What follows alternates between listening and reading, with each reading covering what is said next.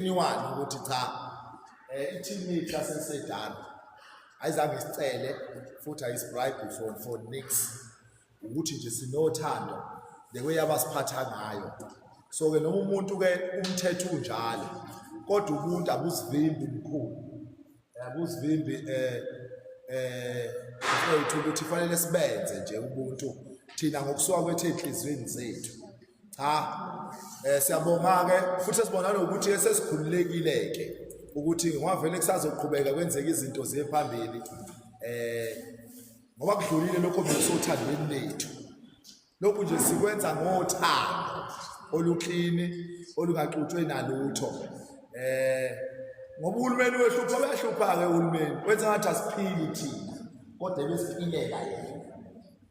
Uza ngafuna nokuthi njengoba bela kwi-program fanele kube ukuthi sikhathazeke kubala nakho lokubala njengethuba yani ye-bribe. That is out of order. Uhulumeni siyamthanda kumele angasixabanisi nabantu abamsebenzelayo. Kodwa ke asisho ukuthi ke akuphulwe ke umthetho, but what we are saying lokhu besikwenza nje ngothando abayikho into abasikhombise ngayo abafowethu baseSedana. Cela nikhululeke nonke ke nalapho on TikTok wethu amandla ethu nikhululeke imwayeni beyinhle ilokho siyabonga. So cela nje ukuthi ngirepaphe ke nje kancane ngithinte nje leli phuzu elilodwa elithi cishe we are at number 6 days with 16 days of activity ukuhlukunyezwa kwabantu besifazane abesilisa nabantwana. So mangabe kukhona umuntu la ohlukumezekayo mhlawumbe kwi-relationship yakhe sizocela ukuthi asireportele, noma khona enimaziyo ukukhona umuntu omhlukumezayo asireportele.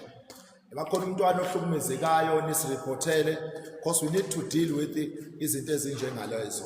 Phansi ngokuhlukunyezwa abantu besifazane phansi. Phansi ngokuhlukunyezwa abantu besifazane phansi.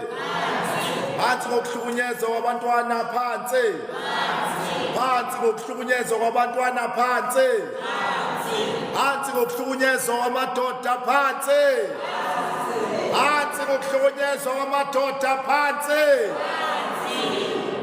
Khona bathi phezulu. So ilokho amadoda let's why sizowafaka nawo ngoba isikhathi siqhubeka kuthiwa amadoda wafakwe because asetholakale enjengebutho lakaZulu angofela phakathi ayashawa amadoda amakhosikazi ezindlini athule. That's why sine high rate of abantu besilisa abazibulalayo. So ingenxa yevasilapho eqhumayo ezindlini mangabe ukhunyelwa ivasilapho ukhululekile ukuthi ukhulume nathi sikusize ukuthi ukwazi ukuphunyuka kule vasilapho obhekene naye endlini. Kune high rate yabantu ke ngenzela ukuthi le program elungiswa lapha ya ibiqhubeka ingaphazamiseki. Siri ngesikhathi ngirepapa bayaqhubeka nokulungisa iprogram lokuthi balungise ama refreshments. Ngithi ngilithinta loludaba masinyane kanje ngokuthi abantu besilisa have got a high rate of abantu abazibulalayo besilisa due to into ethi amadoda ayathula ebekezelela ukushaywa abantu besifazane. So last time I checked the percentage yabantu abazibulalayo abamadoda isinkulu kakhulu. So siyaqhuquzela amadoda ukuthi abaphumele obala ayeke ukusaba ukuembaraseka ngoba abantu besilisa bayaquba abantu besilisa bengasho ukuthi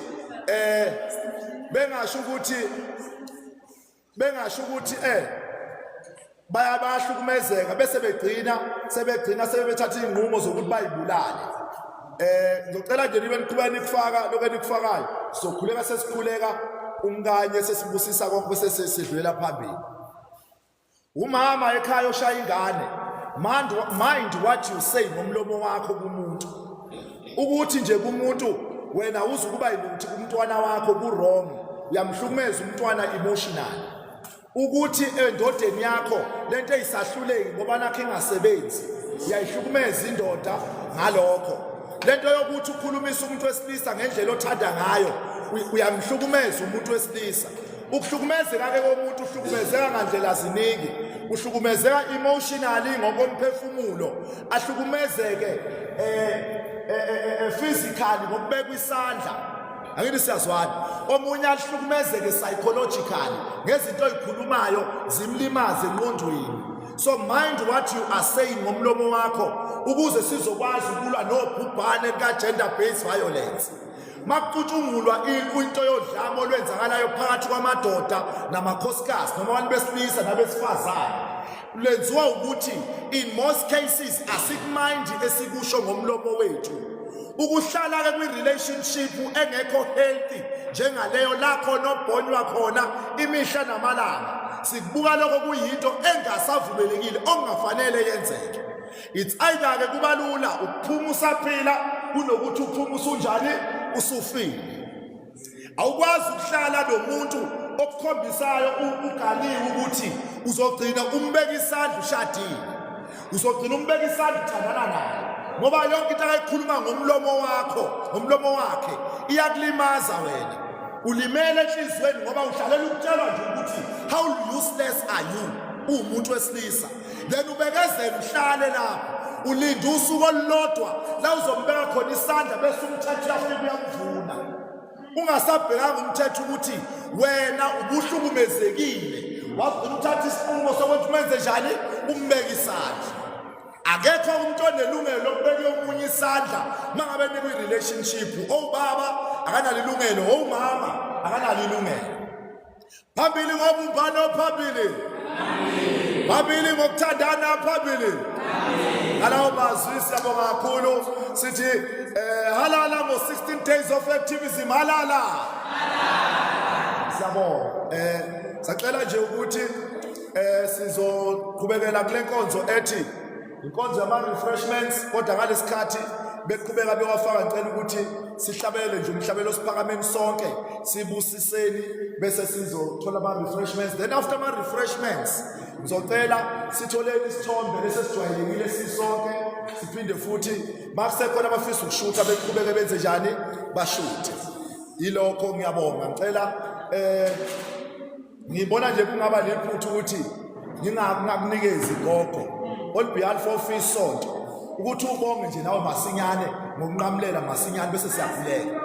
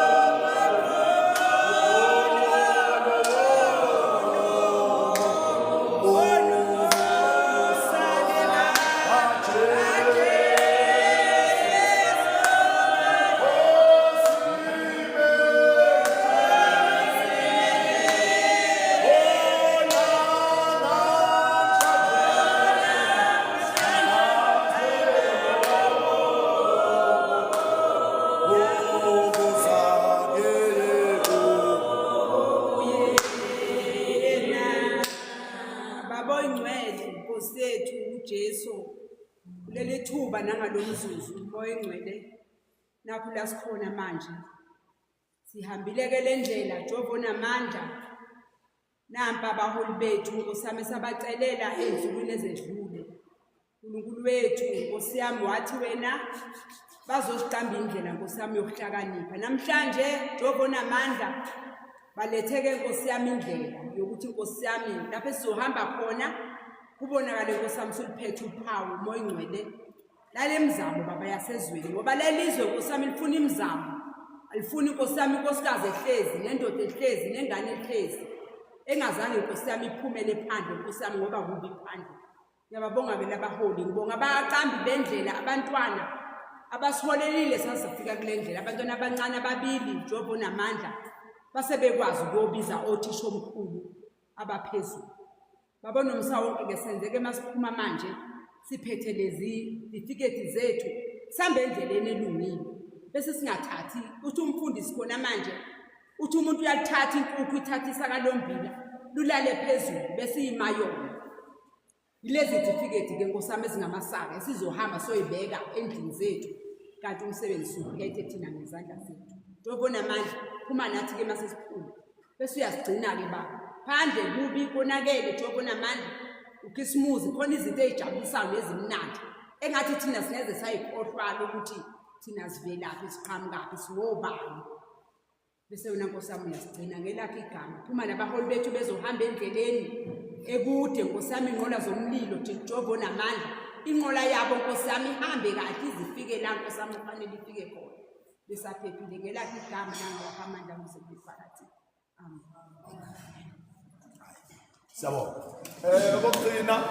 Okugcina, this is a message sibhekise to you guys on TikTok. Sibhekise nakini. Siyacela ukuthi we have got ile nto le. Siyacela nje silalelane kancane. Sesiqedile. We have got our own Facebook page. Please follow, please.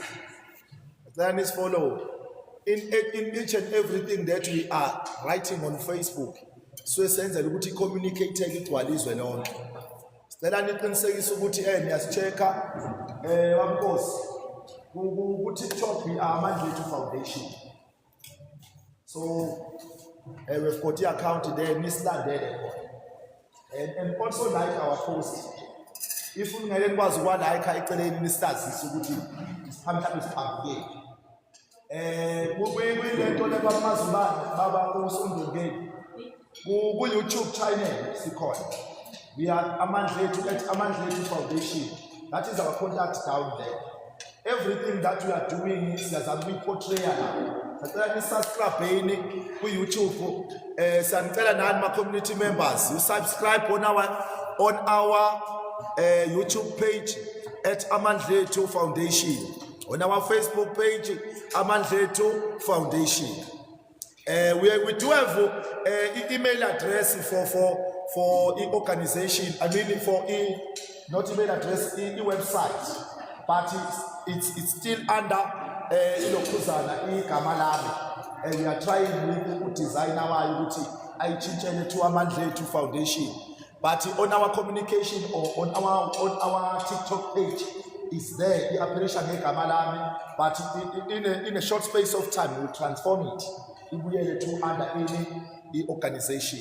In most all those cases nislandele siyabonga kakhulu iprogramu okwanamhlanje iphelela la siyathembisa ukuthi siza nokukhulu kokuzayo siyabonga kakhulu songawuvala babe video